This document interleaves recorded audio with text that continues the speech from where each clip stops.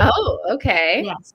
So like once you finish your first draft, are you actually rereading the whole thing to do edits? And how long should that take? I'm a very slow reader. um, I mean, yeah, I think reading your own work also slows down your material because you're being more hypercritical. It's not like you're just reading to enjoy it. You're also looking for the edits, and that slows you down. Yeah. And I know we talked about some of this on our class on self-editing. Yes. And one of the things that has always helped me, and of course there's some AI tools that I think are good for this specific thing, is reading it out loud, because when every word has to be said, and sometimes it triggers extra things in your brain. But something you can do is like you can use certain AIs and have it export an audio file. Now, it wouldn't be ethical to upload that as your audio book, unless you're using something licensed like 11 Labs, which I've used before to read that out to me. But that's something that you can do. And then when you hear somebody say something wrong, you're like, oh, that's a spot. Okay. So what I have done before is export something like that and then listen to it while I'm driving to a show. And then when there's an issue, I just note the timestamp, and then I'll come back, and then I'll know where all my edits are, at least the ones that get triggered by that. And that's a great way to read through it. And of course, if you're like many people, you may speed up your audiobooks just because you're like, listen, there's a lot of stories. You're like, I know this story already. What I would recommend too, a little thing that helps me make sure that I got in everything that I really wanted to, which is start by reading the last chapter and then go back and then read the full thing again. Because what that does is in your first 3 chapters is where you're setting up your ending, really. That's where you're going to have little hints of foreshadow, and it'll become more clear as you're writing throughout the entire story. But knowing what the ending is and having a very clear idea of like, this is what I wrote, and then going back and reading all of the rest of it, it'll help make sure that you're like, okay, I did foreshadow that enough. I did make reference to this. I didn't just let this character drop off randomly and then I needed them back for the last chapter, So all those little details will become more apparent to you as you're reading through for your edits as well. Okay. Yeah. But yeah, it does take time. Don't stress yourself out being like, I'm not reading at like 1,000 minutes a word, or words a minute. So, or just have speech dyslexia like me. It's all good. But yeah, it'll take time. Okay. Yeah. Good. But first she has to get the words down. Well, yeah. But yeah. Finish the words first, then go. I mean, I am the worst when they always say don't edit just right, like just get it out and then go back and edit. I can't do that. I get to a point where my brain is just obsessing about, did I get everything in that I wanted to in these chapters, or do I need to add it in later? And so I go back. But what I limit myself to is I only allow myself to edit like 2 or 3 sentences on a page. That's it. Anything more, and now I'm just hyper fixating. So I limit myself to how much I can edit in that first time around, because I know I have to go back and do a full edit anyway. And that I will just start rewriting those first few chapters. But if you hyper fixate on like, did I get this right?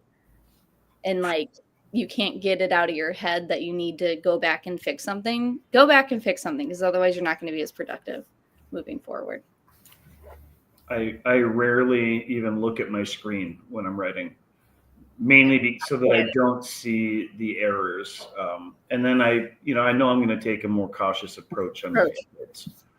So, and that's kind of the quote I put in, the supposed Hemingway quote, which isn't to write drunk, edit sober. Yeah, doesn't necessarily mean write drunk. No, it just means ditch your inhibitions and don't feel like you have to be perfect. You can don't be a sloppy drunk in real life, but it's fine on the page. Right on the page. Because you want to get to the end first so that you can start fixing things later. It's a terrible way to build a house, but it's a great way to write a book. I guess. Yes. Oh man, I wish, Like I'm not even always super linear. Like sometimes I might write stuff that's further ahead, and sometimes that actually makes me see things differently. And then I go back, and then we'll write sections beforehand that are maybe more logical. If it's a better, and that's maybe sometimes might be an edit. I might cut something. I'm like, actually, I got a way better idea now. That really shores up a character or motivation, that sort of thing. Yeah. And, I do that more in my short fiction, I think, than in my novels, because in my novels I generate a pretty good detailed outline, but then sometimes you're just like, I got to go back and I need a whole other chapter about this thing because this is the thing I just wrote was maybe more explosive than I thought when I was outlining, and now I have to go back and fix it, justify it. But knowing that I'm going to add some of those things in there that are going to become other things to use later on, so it's not always quite a straight line to the completion process. This is what I love about the creative genre and like industry in general is like Chris and I literally have opposite approaches. Is I outline my short stories 1,000 times more than I actually do my larger novels. And that's because a short story for me is so much more challenging because you're trying to fit so much information. Chris, I couldn't get the 12 days, in my short story. I was like, I'm only on day 3 and I'm at like 8,000 words. I noticed that. This is a full book. I was like, oh God. I was like, I'm going to have to make this a full story. And you certainly could later. Yeah. But with longer stories, I don't necessarily write linearly. Like I write scenes as they come to me, but I progress it on a linear timeline. But I'll write the ending, the midpoint, the climax, whatever scene is in my head, like an emotional conversation or monologue. Whenever that comes to you, get it down on paper. Don't wait being like, I'll remember that for that moment when I'm in that scene. Just write it down. Get it down. But Chris, I admire you. I don't know how you just go. I have to go back and look. It drives me crazy thinking about like, did I do that? Did I say that correctly? For me, it's the excitement about the next thing. Yeah. And I'm ready to get to the next chat. Like I want to write. Look at my outline. I almost always have like a really big action-packed climax that I want to write, and so I'm just taking steps to get to the thing that I really want to write about. Yeah. See, I just write the thing and then I'm satisfied. Why delay yourself? Just because I know it's going to be so much better once. Like you gotta have. It's like I would rather tip over the earlier domino and watch them all fall than just tip the last one. The last one is maybe exciting because it's red or something, but you got, it's way more gratifying to have it all. So I don't know. I guess your analogies are just on fire today. I'm really liking them. I'm fine with delayed gratification. Awesome. Any other questions? I can't think of any right now. I'll think. Okay. What is like a good thing to focus on? So we were just out of town and I did not get as much writing done as I was planning to. Mm-hmm. So when you guys are even just like at cons, like how you find the motivation to do that when you're super tired? It's rough. Deadlines and knowing that if you don't meet them, means that you're cut, or you're not in the slot for your editor, you're not, like it's a missed opportunity. That puts a lot of pressure on it.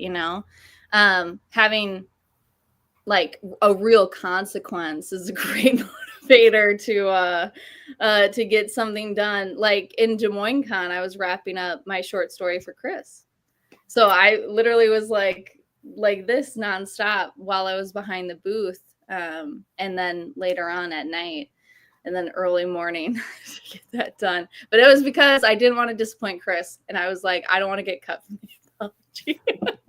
So I got it in. Which is good, because I actually had quite a few people outside of my network, and I had a couple of people that did have to step off, and every single person that stepped off was replaced with a New York Times bestseller. Yeah. So like I've got another group that I'm in. Okay, I'm moonlighting elsewhere with all the. This is a secret double life. I have a secret double life. But yes, and I had two of them. I'm like, oh, perfect. I got two to replace them, and then I've got a whole bunch of other professionals that were all like, yeah, I have some stories. Can I send them? Like, I might have to do another volume, but not this year. No, not this year. We'll maybe do another one in the future that's holiday themed, or not. I'll just tell those same people, or we're doing something different this time. I'll finish the 12 Days of Murder. The extended edition. This time the detective goes crazy. Dun, dun, dun. Yeah, she loses her mind. It's great. Actually, I can see that. That could be like some fun little twist. That really good. Maybe she got really obsessed about making sure. Right. I also have a detective that goes insane in that story. So that's exciting. Well, mine and yours are very different. I'll tell you that. Jerry was telling me about your story, and I was like, because she was like, oh, she is a detective, and I love it, and I'm for it. I love our different approaches to it too, because yours is like, I can't wait to read it. It's gonna fuel me. I know it for 100%. I think I have 3 left to go through with light edits, and then I'm going to send everything out. I'm still hoping that I can send out contracts and everything along with those this week. We'll see. I have the contract written. I just haven't sent it out yet. I've been busy under the gun. Crazy. Yeah, pouring cement and stuff. Yeah. But to answer your question, Ivy, circling back, consequences for me are a big part of that, because once you start doing this for your career and your, money gets attached to it too when you're writing for other people. And so not getting it done means, can you afford food that week? Or can you, pay your rent? So there's things like that that'll kick your butt into gear, and you're like, you know what? Who needs sleep? That I need sleep. It doesn't exist.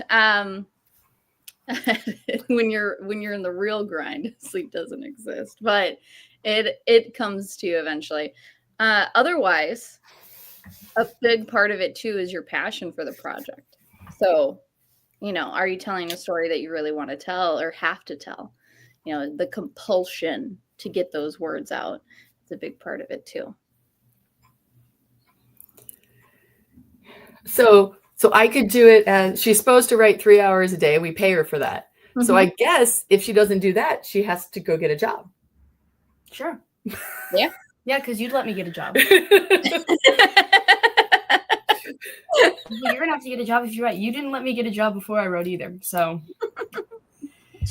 I'll answer your question too. Like for me, I try not to write like when I'm in the booth unless I absolutely have to, because I know if I'm writing in the booth, it means I'm probably losing other sales, or opportunities. So I know. So Tiffany, you and I were talking right before Ivy popped in about how I've got booth help this time around, and I'm intentionally planning to step away from the booth because I want to go over. You kind of stroke some of those industry contacts, make sure I'm having some of the conversations that I need to for future and continued work. So now I've got some quality help to be able to do that part for me.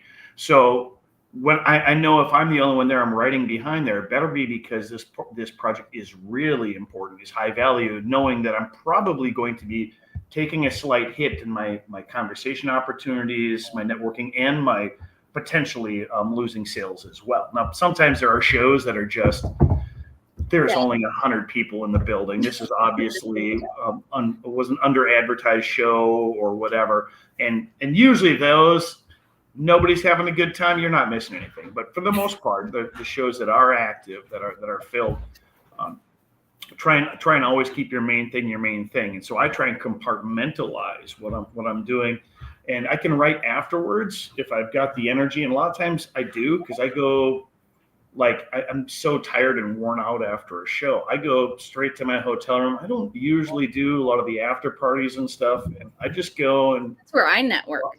yeah. Well, I know, and I need to do more. So usually when I do them, it's because other author friends are trying to drag me out into something, which I appreciate. Yeah. But otherwise, I go back and I will just kind of crash. I tend to be an early riser too, so I get tired earlier, and so I will usually have an hour or two before the show floor opens, and that's usually when the best time to write is for me. So I tend to write in the morning when possible.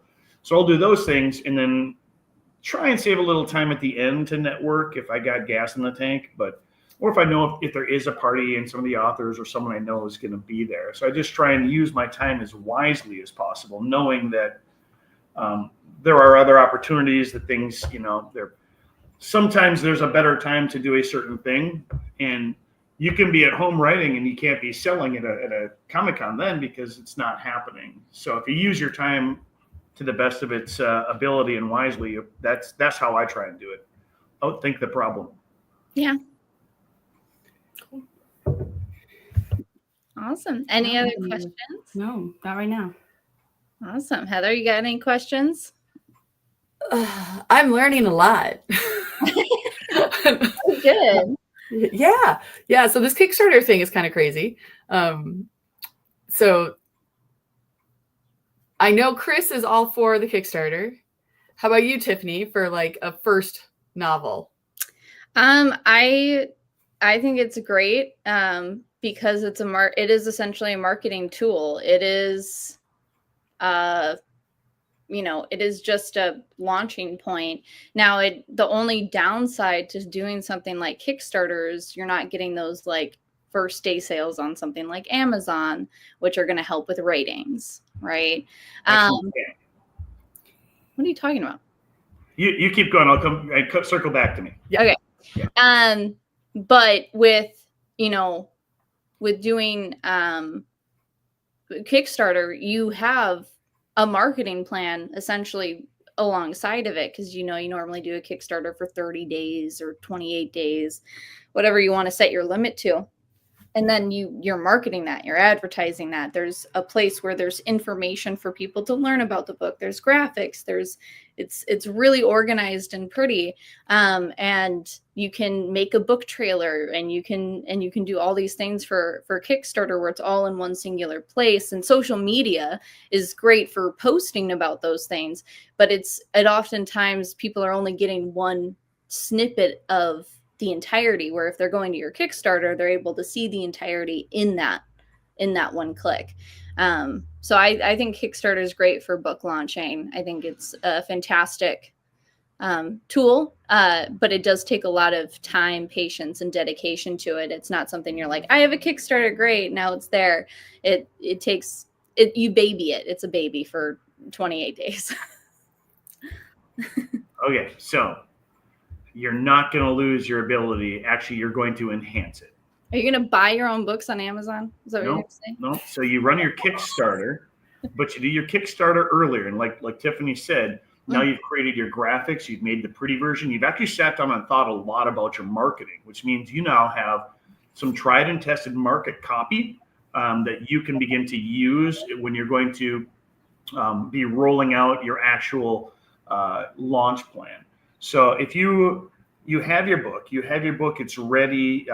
You've printed it. If it's not printed yet, by the time your book comes out in official publication, that's fine too. But if you are doing your Kickstarter, say 3, 4, 5 months even before your book officially comes out, you'll have already activated your fan base, got them excited about the book. Some of them might be averse to a crowdfunder, but then many other people that are going to see it because you have started your marketing, your launch much earlier, starting to build the enthusiasm, do the build up. And the people who buy on crowdfunding campaigns are not always people that are going to go and buy on Amazon. So they are two completely different markets. The stuff that you need for them is the same thing. You need pretty graphics, you need sales copy, you need a completed book, and then you need people. It's just the people part is different. If this was like a 4-circle Venn type diagram, they're all going to be different, and the people is going to be in the middle. But each one is going to kind of be its own thing. So you then need to be able to take your copy that you've really invested in for your launch on your Kickstarter, and then take that over to your Facebook ads for launch. Take that over to different Instagram squares that you're going to be posting. Plus, you will have been building your newsletter, your because it's not all newsletter, but your newsletter, your TikTok followers, your Instagram followers, all of your media, I guess, people that you have. I'm strong blank on the word, but yeah, your base people. You're gonna have started with that, and then you're gonna be expanding upon that, as well as looking for other people. You're gonna be doing the ads, all the things. So you're launching the one thing now, the Kickstarter, and then you have some money that comes in from the Kickstarter or backer kit or whatever system, and then you can apply that towards the ads. So I think it enhances and makes a much bigger potential launch. I'm going to challenge you a little bit on that one, but that's just because of my marketing. What my brain is telling me is that you're all of that advertising you're talking about happens during the Kickstarter. So you're recycling content, which you can do, and you can change the audience versus it being the same audience or the same copy. You need to tweak it a bit to have that big impact that Chris is talking about, because if you're just you already did all of it. You already used it on your Facebook and you made those ads and everything. So if you're waiting 5 or 6 months after, or you did it before your actual book launch, you're going to want to make sure you change your audience type and perhaps like even a region to try to reach newer audiences, or, expand on those regions or audiences. Because now, you targeted, people who are going to be watching you directly, people that want to support you and all of that, especially being your first book. So now let me push back again on why I think that's okay. just because of the fact that, you don't want to post the same thing 1,000 times on social media. What I was talking about in our last class of, burnout and giving yourself tired to burn out your audience from repeating too much of the same information over and over again. And it drowns your page. But I do think that Chris is right in that it does offer some value, and it can enhance the whole thing if you're using it to target even wider audiences. Now that you have that initial base, you can start to expand that circle versus the one where everyone wants to support you, everyone loves you, people who may not know who you are learning about you, and now you can target those who have no idea what Kickstarter is, but now you also can go even further beyond that circle. But you're going to want to tweak some things about it to go from targeting people who would purchase on Kickstarter to people who would purchase also on Amazon. All right, Chris. Okay. All right. So I love this. You should post the same content over and over. No. Yes. No, now it's my turn to speak. Here is why. Now, not the same thing, not 1,000 times, but you do need to post it several times, and this is the reason, that's different. This is the reason why. Well, 1,000 is that's not, you would be shocked. Euphemism. You would be shocked if you look over and over is a yes. Over and over is a yes. But 1,000 times. But that we both know that I'm going to mute you, Tiffany. We both know that was not a literal number. Yeah. So you should post it because, and here's why. This is the math on it. If you have a very active, well-read newsletter, you're going to have about a 30% open rate. 30%. That sounds pretty low, and it is, but it's high when it comes to email opens and people actually seeing your content. If you post it one time, nobody's ever going to see it. Only a few people are going to be able to engage with it. Also, Kickstarter watchers, when people click to follow the project and then they get an email when Kickstarter launches, only about a 20% follow through on that. Not high. Actually, lately, mine, where I've got, I'll have 200 people watching and waiting for this thing. It's actually been closer to single digits. Wow. So even though people are seeing it from me, they're seeing it other places. Kickstarter themselves are sending it. The reason people aren't seeing that is because when they sign up for these things, and I'm the same. My Kickstarter is associated with one of my spam email things. I don't ever see information. When I follow a project, I'm probably not going to see it there. I'm probably going to see it on the person's Facebook page if they're an author friend of mine. And so then on top of that, Facebook only shows was it like 10 or 15% of people that are following your stuff does it actually pop up unless they're specifically have some tools, some things clicked to enable seeing every post that you make. So you have to understand that there's also the 7-touch rule where people need to hear about things a bunch of times, a bunch of ways, but it can be the same way, and their enthusiasm just needs to build and to simmer. But I do agree that you have to you should target those audiences differently, and mainly because like you said, some people will never buy on Kickstarter. They're like, I'm just not sure about it. It's not my thing. They are different audience pools. Sometimes they cross over, but mostly they don't. But that's why I'm like, you can recycle your content, your ad copy, your graphics that you use, but then you need to understand how those buyers shop, and that's the tweak that you make. Yeah.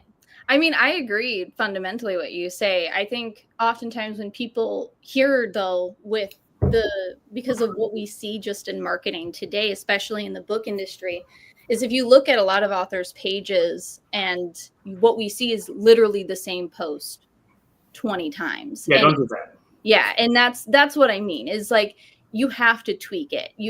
Every time I mention my book, you will never see a duplicate thing unless it's a series, right? So like in my early days, I did a thing called with Light of Evanora where I was like, I'm a fantasy author, and so with that comes fantasy names, and here's how you pronounce them. And so I went through my book and I talked about all the different ways to pronounce certain words throughout the series, right? And that got some traction. That was also the build up to my book launch of that, right? And it was similar content, but every time the copy changed, the starting point changed, and then it was also different words. But you don't want to be copy pasting the same thing over and over, unless the only exception to this is if it goes viral. That is the only exception, because you want to repeat that process at least 2 more times to see if you have the same amount of luck. There's another time you can do that too, and that's depending on the system. Sometimes you can make it only visible to people who haven't seen it. That's true. Yeah.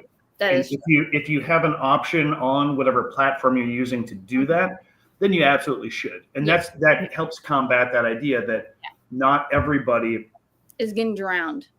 Yeah, well, not everybody gets to see everything because it doesn't get pushed to everybody. And that's, of course, because social medias, they make their money off of advertising. And so they're going to limit the people that get to see it without being paid. And also, some rumblings that I've heard is from like focus groups and stuff on Facebook.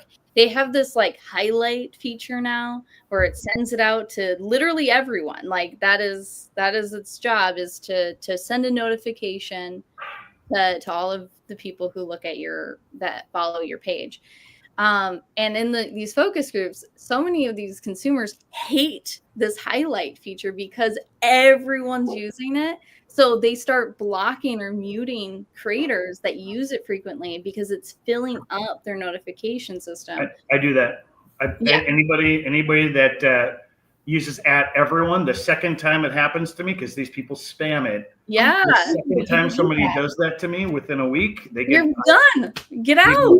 She suggested that we do that, and I'm like, no, that's the most annoying thing ever. No, it's so terrible, and it's widely hated. So I don't know how much longer this highlight feature will last in Meta, but if you can refrain from using it, but then one time when you're launching, hey everybody, the thing that we've been talking about for a long time, it's now, and I'm never going to add everyone again for at least 12 months. Yeah, for real. Set expectations. Yeah. Yeah. Like use it once and then maybe an exception. You could use it again when it's finally released, you know, like it's launch day. So like this is the beginning of your launch. This is the like buy it today, guys. You know, like we want all those numbers.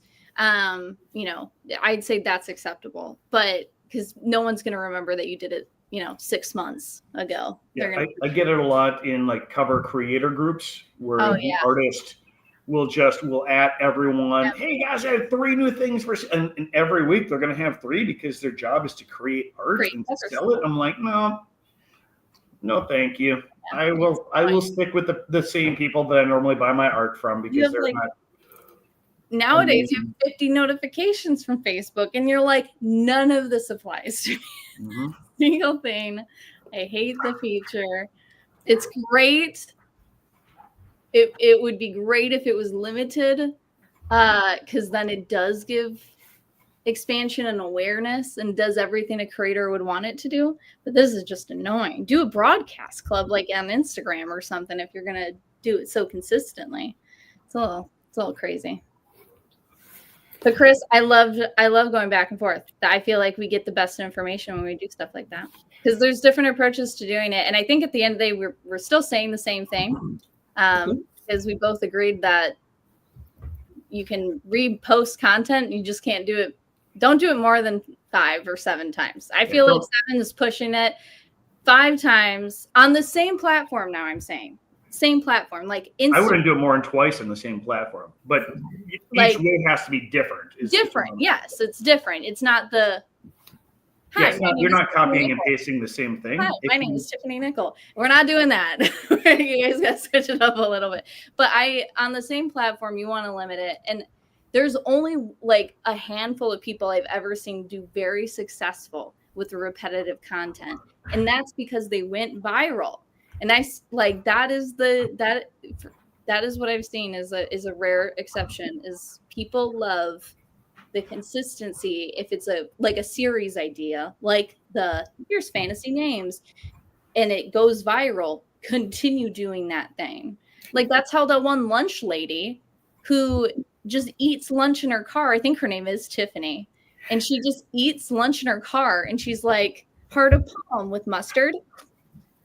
Carrot with mustard, and that is her whole money-making thing, and she gets millions of likes on these videos, and it's crazy to me. But TikTok also, you know, I would never watch that. Changed how marketing works forever. TikTok, and unless it goes away, which it could happen, we never know. It's always up in the air. But there's always like it's hard to understand on the marketing side what's going to click with people because psychology is always shifting. Even thinking on crowdfunding, right? There is some guy who's just like, and this is Gen Z humor. They're like, because Gen Z humor is you just put up you literally put up a picture of an old dirty sink. Yes. With one word on it that says wrench. Is that funny?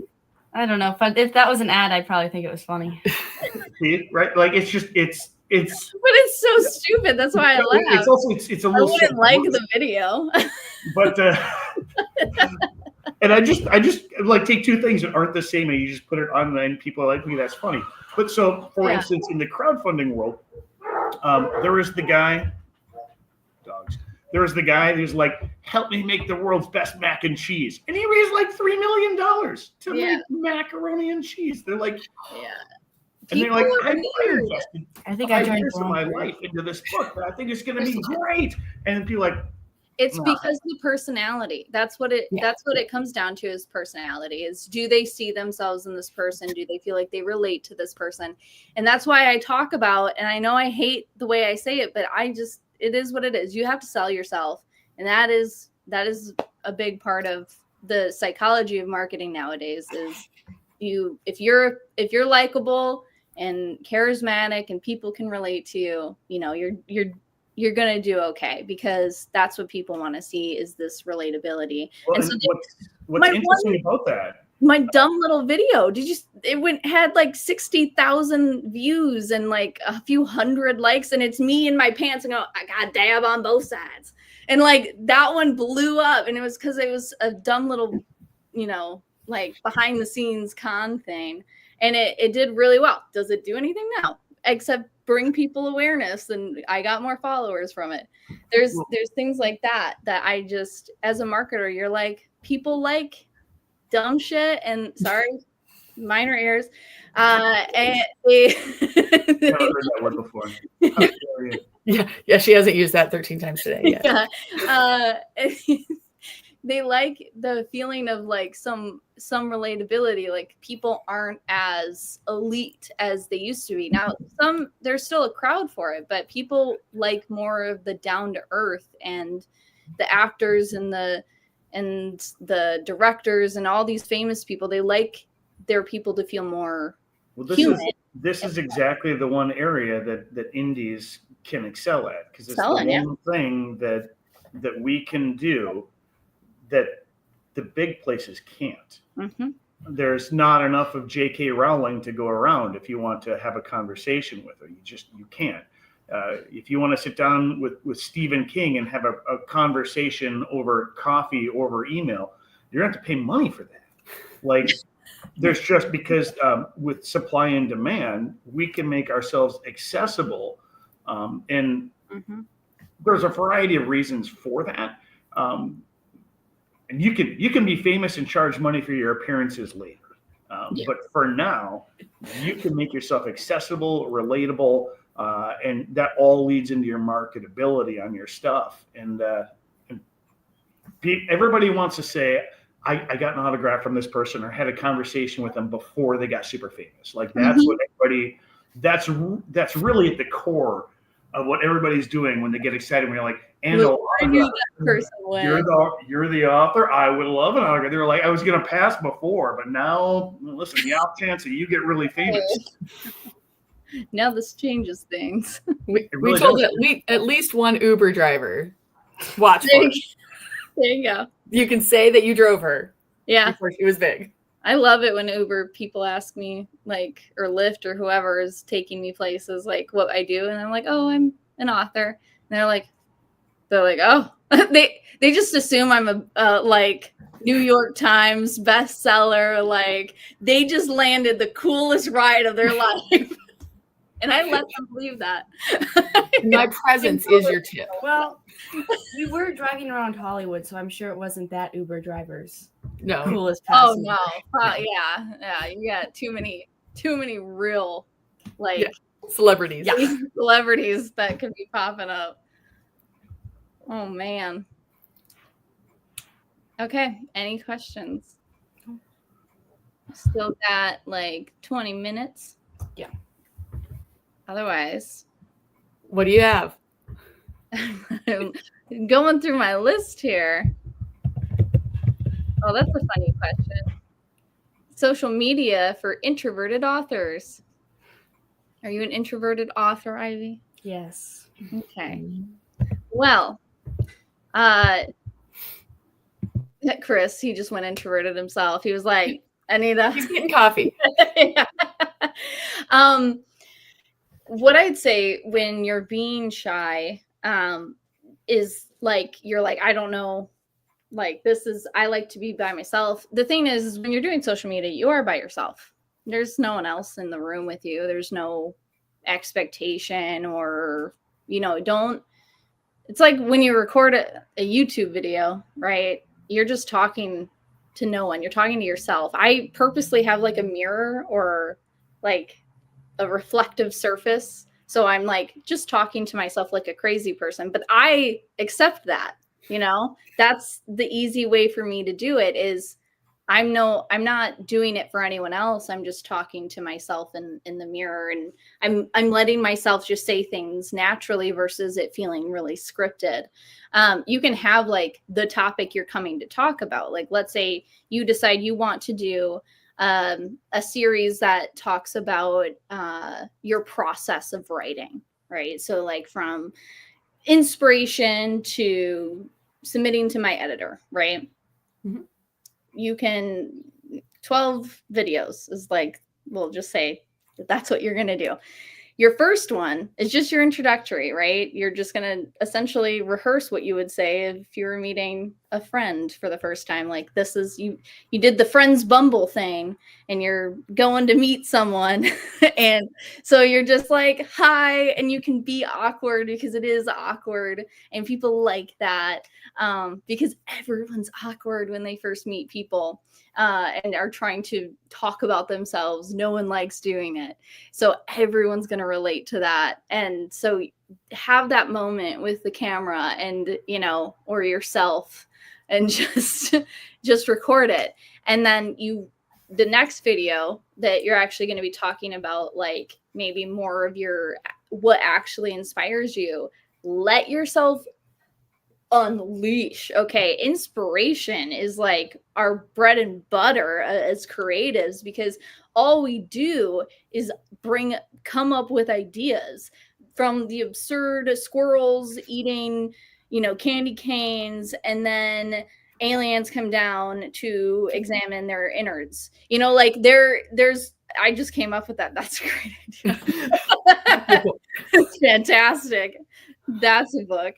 No, but you have have that moment where you're just letting yourself go, and then edit it down, you know, like if you're like, this was 20 minutes, make it a minute, find the best little piece of nugget you can find in there and post it. And now you have 19 other nuggets that you could also post maybe, and just let yourself go. I think when we're recording, like, we come with like, this is what we're going to say and this is what we're going to do. In some posts you do have to be really intentional because you have something to say, like it's an ad and you're like, my book comes out on March 14th, you know, and you're going to have to script things like that. But if you're just starting and you're wanting to get yourself out there and just post content to bring awareness to you, just talk to the camera, aka yourself, and just ramble on and edit it down and post it, because at least putting something up there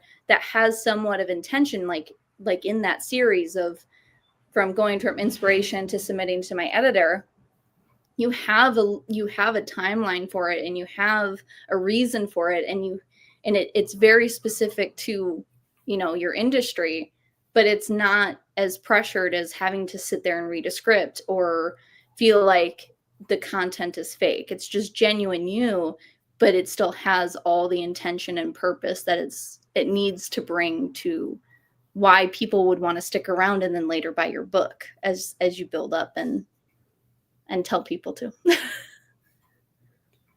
That's my recommendation for introverted authors. What do you use for editing videos? I use a few different things. If I'm lazy, I will use Instagram's little video editor because they have the shortest out of all the time frames for all the different platforms. So using them guarantees that you're not going to exceed their limit, because I have edited outside of them plenty of times and then realized that I'm 10 seconds over, which drives me crazy because now I got to go find 10 seconds to post it on Instagram. Yep. Otherwise, I use CapCut for like my subtitle, like my little captions a lot of the time, because their AI that they use for it is a lot better than a lot of the other ones. I also use this free app called the Filmmaker. It's like a little, whatever those are called, director nap things. Okay. I use that for longer projects because I think anything under 10 minutes is free.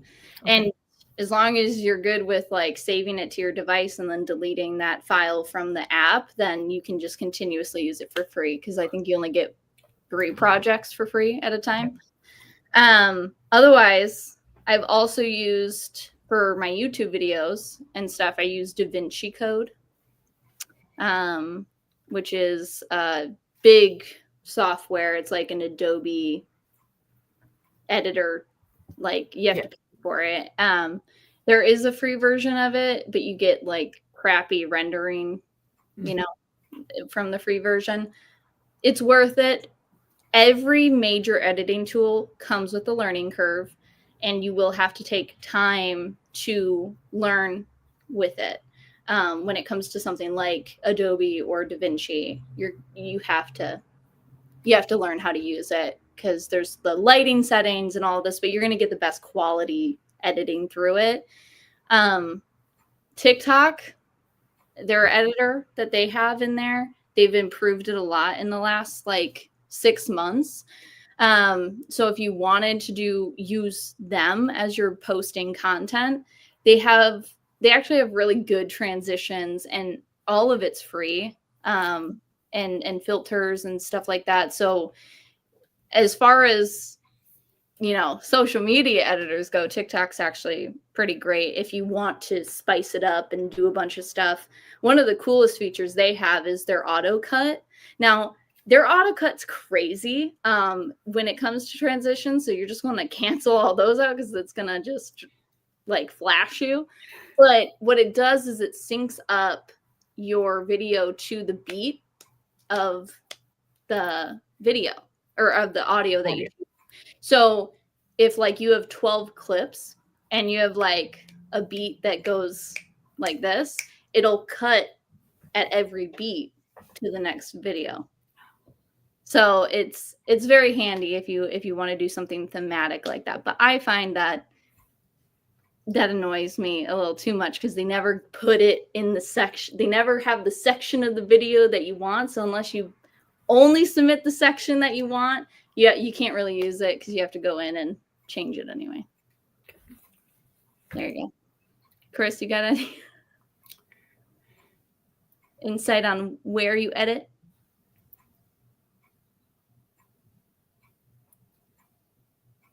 Oh, he's muted. Struggling with my mouse to unmute myself. I often use Canva. I prefer to not use online tools, even though I do use Canva sometimes. But what I like about Canva is you can select your size and like your template, like exactly what sort of project you're making, and that is a nice feature. But aside from that, most of the stuff I use, most stuff I prefer to use is older, actual programs. Like I hate the fact that at some point we transitioned and now we call them all apps. It just ticks me off so much. Like, it's a program. I put it on. I bought the program. Let me use the program and stop calling it an app. Because when apps first came out, there were much smaller versions. There weren't full suites, and now I don't know. I hate when people change the language to stay current and hip and with it. I think of Dr. Ewan. I'm hip. I get you. I feel that. Yeah. Anyway. Awesome. Pet peeve of mine. Yeah. Did that spark? My wife has accused me of just literally being the old man from Gran Torino, and every year it's more accurate than ever. I love that though. Get off my lawn. Get off my lawn. It's my disc now. All right. Okay. Do anything? No, you got another one? That was a good one. Thanks. Navigating jealousy and comparison in creative spaces. So I've definitely met authors who they believe the world has only enough room for them. And if any other author in their vicinity is doing well, that means they're failing. And they would rather destroy other authors than focus on building themselves, because they think that that's the route that will bring them. Can I tell a funny story about this? Please. Okay, so this is probably 2 years ago. There's an author. He's in our area. I accidentally said that he's a he, so that's fine. There's a fair amount of us who are he. Ubiquity is out the window. And he's a guy who he's got some books. His covers aren't fantastic. He fancies himself exactly that. I'm the best author. I don't know why some of the other authors sell really well. He was several years ago. He was close to Ben Wolf's booth. And Ben, as many of you guys know, has fantastic backdrop marketing tools. His covers are on point, and he engages people. Like he does all the right things. He does all the things that I do. He's just younger and better looking. So that's, he's Chris 2.0. Anyway. Tell him that, please. So I'm out at a show at a major city a little ways from here. Okay. Not in like a different state. I rarely ever go and do shows over there because it's just so far.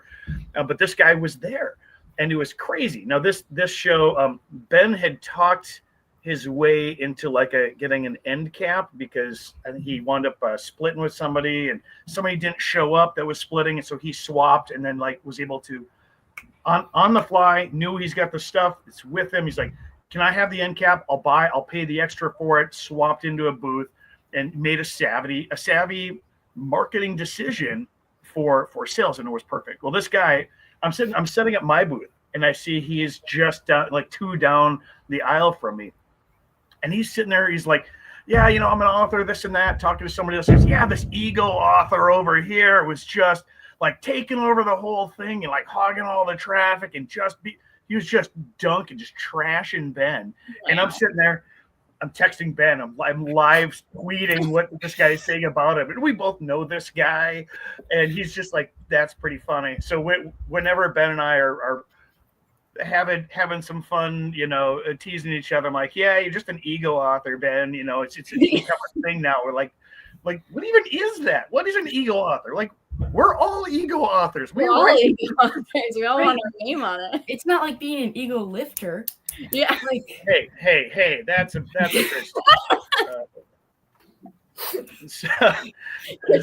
but anyway, it's something that I've seen actually a lot. And it's always the people who have the jealousy are always the people whose stuff is not where it should be. Mm-hmm. Like they get offended by somebody else who's doing it right. People who have invested in things like mentorship opportunities, like taking classes and courses, and like how do I and paying what they should pay for cover design and editing. And really that it boils down to that whole what do we call that? When you compare yourself to somebody else, something syndrome. Imposter? Imposter. Yeah. And really it's because I think deep down they know their stuff looks and presents better than mine, and I don't want to put in the effort to actually improve. I just want people to love me and think I'm the best. I don't want to actually have to be the best. Yeah. What I'll say to this is when you're coming like face to face with people who are either aggressive to you or to people or around you, kill them with kindness, is all I do. Like, and guess who remained in those spaces and who didn't, and who continued in the community. And it's because if you're just being like, you know what, they're coming at you being like, wow, your display's really like, you really prominent, like make yourself prominent amongst everyone. You'd be like, yeah, It's Okay, I like money. yeah, you're like, yeah. I was like, I can send you some links for some of the stuff that I have. Like turn it on them where they're being like, oh, well, like, aren't you pretentious? And you'd be like, you can be too. Yeah, sorry, I like to survive. I like to buy myself food. Right. You just, like if you smile and you offer what you can, and like it really deters them, and they decide, okay, maybe she's crazy, because most people would have a negative reaction to this. But what honestly happens is that the people, this literally happened at like the Kenosha Book Festival, is the people literally on my right and my left just noticed what I was doing, and now they're some of my closest friends and author allies, is because they saw that I wasn't, there to be like push back or put that person down just because they were struggling and they were attacking me because of that. But they saw that I wanted to uplift all of them, because then literally I don't want to say anybody's name because I feel like it'll give it away if you ever go. Please do.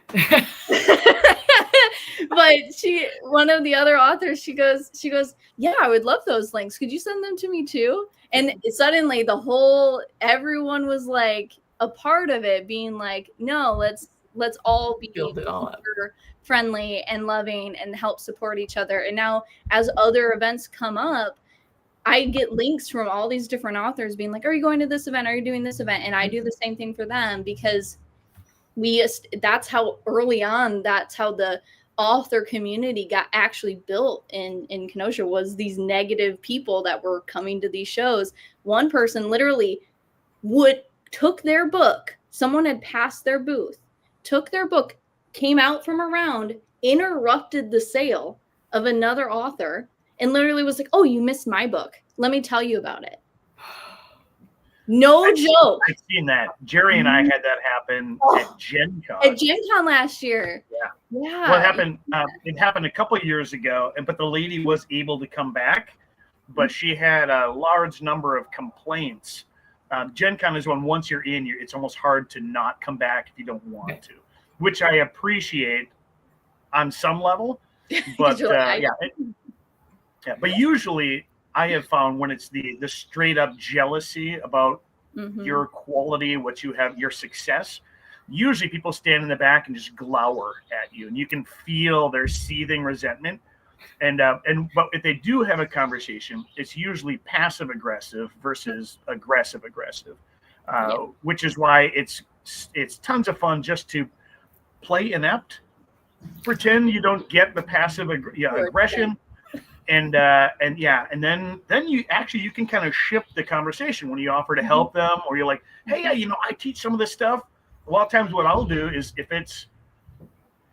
when that happens, because it really works well in the author community, is I'll often give them a copy of my book, Sell More Books. I'm like, yeah, you want a copy of it? Like, here you go. Like normally I sell these. This is for you because I think my stuff could help you, because what I do is absolutely replicatable. It can work for you. Yeah. Cool. Like that. Stretch. All right. So we are at 8:32. So this is where we're going to be wrapping, unless you have any last minute questions. No, I think we're good. It was a great conversation. Yay. Awesome. Good, I got to go lift. For joining. Okay. All right. Ego lifter. Here we go. No. Get the swell on, Chris, for all of us, because I ain't working out. It's too hot in my apartment. All right. Bye, guys. Bye. You have to hit